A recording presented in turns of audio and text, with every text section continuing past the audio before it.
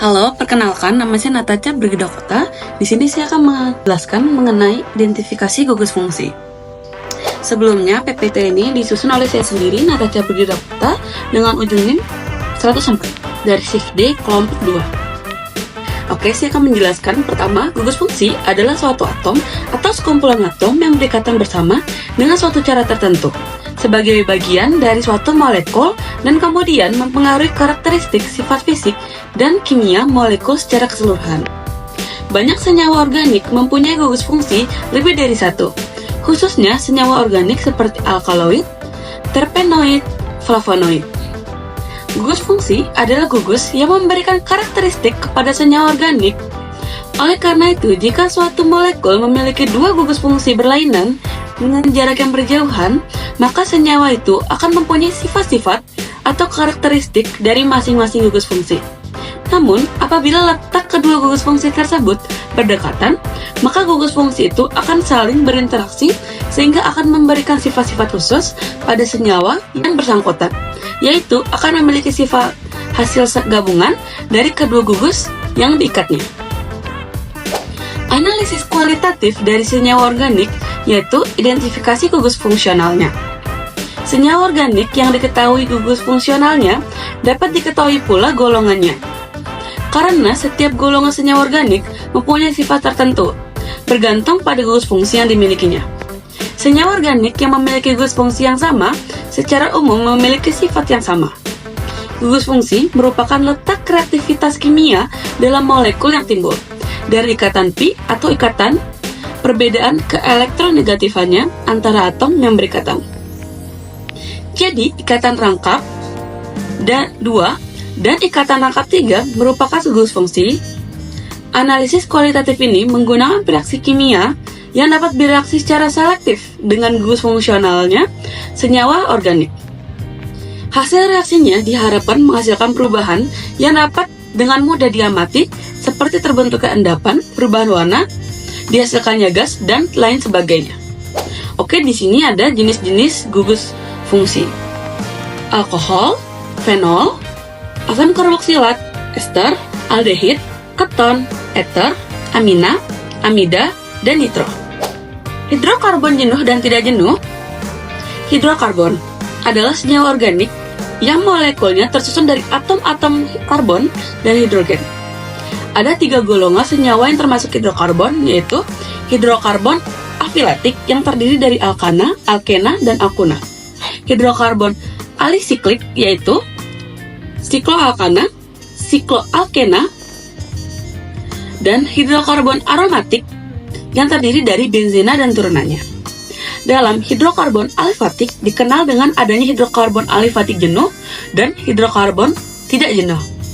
Alkana dan sikloalkana disebut hidrokarbon tidak jenuh. Artinya jenuh dalam hidrogen. Senyawa ini tidak bereaksi dengan hidrogen senyawa yang mengandung ikatan pi, disebut tak jenuh. Dalam kondisi reaksi yang tepat, senyawa ini bereaksi dengan hidrogen menghasilkan produk jenuh. Selanjutnya ada alkohol dan fenol. Alkohol merupakan nama suatu golongan senyawa organik yang tersusun dari unsur-unsur C, H, dan O dengan struktur yang khas.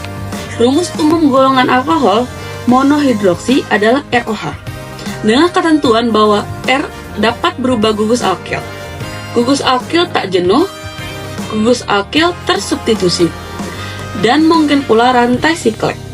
Manfaat golongan alkohol dalam sintesis senyawa organik sangat besar karena dapat digunakan untuk membuat senyawa golongan lain. Misalnya aldehida, keton, dan asam karboksilat. Sifat-sifat alkohol ditentukan oleh 2 unit strukturnya, yaitu R gugus alkil yang bersifat lipofilik dan gugus OH yaitu hidroksil yang bersifat hidrofilik. Kedua unit struktur ini mempunyai sifat-sifat fisika alkohol, yaitu dalam hal kelarutannya dalam air, titik didih, dan viskositasnya. Selanjutnya ada aldehid dan keton. Aldehid dan keton adalah nama 2 golongan senyawa organik yang masing-masing mengandung unsur-unsur C, H, dan O. Kedua golongan senyawa ini mempunyai gugus fungsi karbonil. Oleh karena itu, di antara keduanya terdapat yang menjadi persamaan sifat. Rumus umum aldehida adalah RCOH, dan untuk keton RCOR. Dari rumus umum tersebut dapat diketahui perbedaan antara aldehid dan keton. Perbedaan inilah yang mengakibatkan aldehida dan keton meskipun keduanya merupakan senyawa-senyawa yang mengandung gugus karbonil, tetapi keduanya merupakan senyawa yang berbeda. Gugus karbonil pada keton mengikat dua buah gugus alkil, sedangkan aldehida mengikat sebuah gugus alkil dan sebuah atom H. Selanjutnya ada asam karboksilat. Asam karboksilat adalah karbon yang memiliki gugus fungsional COOH. Gugus ini dinamakan karboksil, terdiri dari satu gugus karbonil dan sebuah gugus hidroksil. Senyawa ini cukup penting karena ada dalam kehidupan sehari-hari. Banyak digunakan dalam industri maupun laboratorium. Beberapa senyawanya banyak terdapat di alam.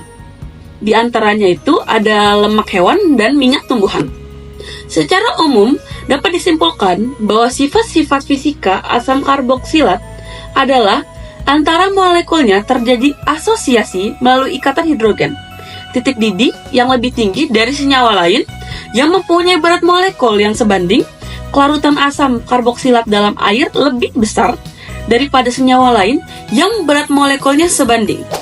Selanjutnya saya akan membahas data hasil pengamatan. Pertama, di tes ketidakjenuhan. Tes ini menghasilkan hasil positif yaitu hilangnya warna pink. Jadi, kehilangnya warna pink dapat terjadi ketika KMNO4 ditambahkan ke dalam larutan yang mengandung senyawa organik dengan gugus fungsional tertentu seperti fenol atau ikatan ganda karbon-karbon. Ia akan bereaksi dan tereduksi menjadi ion mangan yang terbentuk MnO2 yang berwarna coklat atau ion Mn2+ yang tidak berwarna, tergantung pada kondisi pH. Dalam hal ini, paracetamol mengandung gugus fenol yang dapat bereaksi dengan KMNO4, menyebabkan KMNO kehilangan warnanya. Lalu, kedua, dilakukannya tes gugus alkohol. Asam sulfat pekat bertindak sebagai katalisator asam yang memfasilitasi reaksi antar gugus hidroksil dan gugus fenol pada paracetamol. Dan asam asetat glasial, selama pemanasan, gugus fenol atau bagian reaktif dari paracetamol dapat mengalami reaksi esterifikasi, membentuk ester yang mudah menguap dan memiliki aroma buah-buahan. Ester adalah senyawa yang sering memiliki bau yang manis dan menyerupai buah-buahan, sehingga bau khas ini terdeteksi setelah reaksi. Baik, terima kasih. Ini bisa saya sampaikan dari identifikasi gugus fungsi. Selanjutnya, saya akan membahas mengenai identifikasi anion. Terima kasih.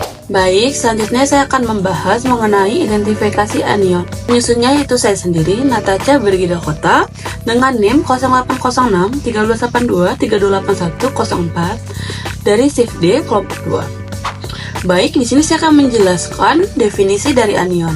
Anion merupakan istilah kimia yang mengacu pada jenis ion yang bermuatan negatif. Negatif-negatif ini disebabkan oleh kelebihan elektron pada struktur elektronik. Analisa anion secara kualitatif ialah analisa yang dilakukan untuk mengetahui adanya anion serta jenis anion apa saja yang terdapat dalam suatu sampel.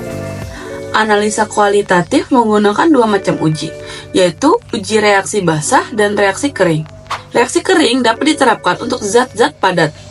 Reaksi kering ialah sejumlah uji yang berguna untuk dilakukannya dalam keadaan kering, yakni tanpa melarutkan. Petunjuk operasi semacamnya ialah pemanasan, uji tiup, uji nyala, uji spektroskopi, dan uji manik.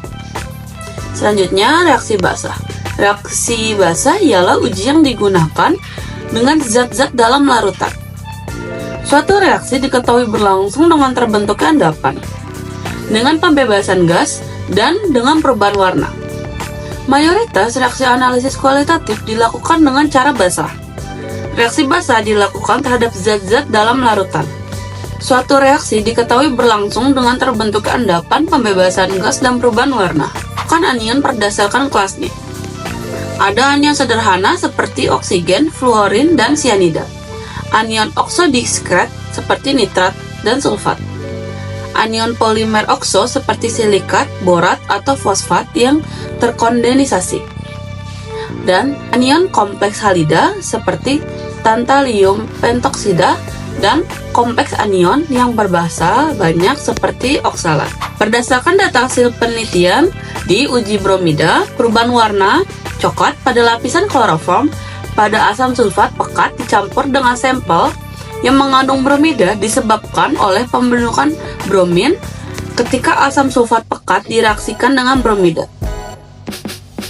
Bromida mengalami oksidasi oleh asam sulfat menjadi bromin molekuler yang memiliki warna coklat kemerahan.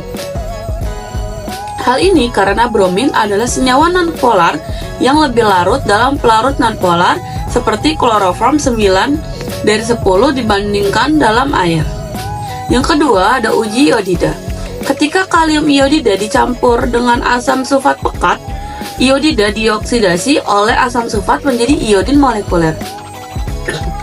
Iodin memiliki warna ungu gelap dalam bentuk uap atau padat, tetap larut dalam pelarut nonpolar seperti kloroform, dengan warna kuning hingga coklat. Iodin yang terbentuk lebih mudah larut dalam kloroform daripada air. Ketika iodin larut dalam kloroform, ia memberikan warna kuning kecoklatan pada lapisan kloroform.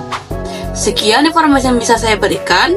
Mohon maaf jika ada kesalahan. Terima kasih.